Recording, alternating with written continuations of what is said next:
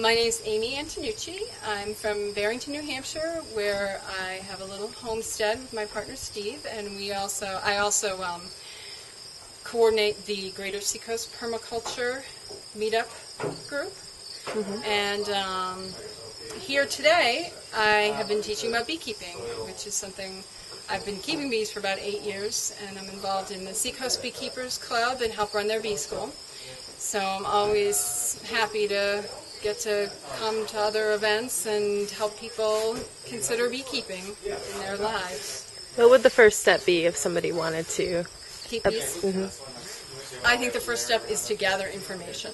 Come to a class like this, find a local bee club, do some reading, get a sense of what's involved and if you're really up for it. There's a lot, well, I shouldn't say a lot, but there's a significant startup cost.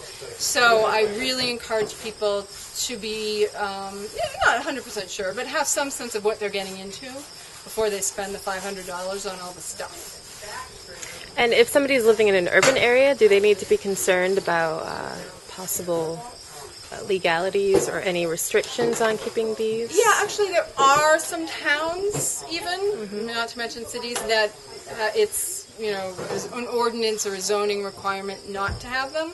But just call City Hall and find out.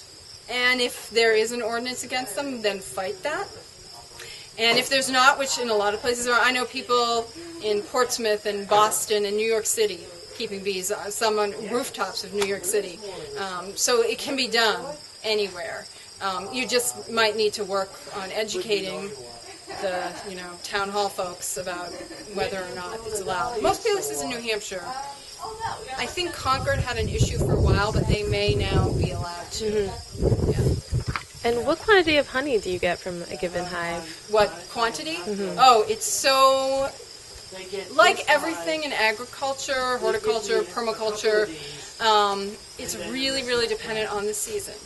It's so hooked into the frosts and the drought and the weather, the climate, that it's impossible to say. I will give you some examples. I think it was 2 years ago, we had a pretty serious drought, and I didn't take any honey that year.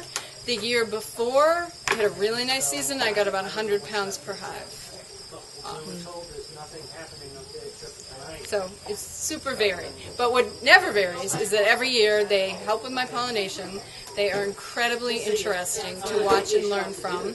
And, I enjoy it a lot and feel really good about doing something that is so connected into the larger, they'll fly 5 miles from the hive. It's not just my little place that I'm helping out by keeping bees. So I like being part of my whole ecosystem that way. And do you worry about getting stung, or does that happen often? Sure. I'm a beekeeper. I get stung. I wouldn't really say often. I'd say for every 5 hours I spend in the bees, I might get a sting. I wear a veil. I do believe it's important to protect it because it can be really dangerous and extremely painful to be stung on the face or head or throat. I get stung on my hands mostly. I hope it'll mean I never get arthritis. Some people use bee venom to treat arthritis, so I have no idea if it works prophylactically, but we'll see. But it hurts, and then I get over it. Well, thank you very much for coming.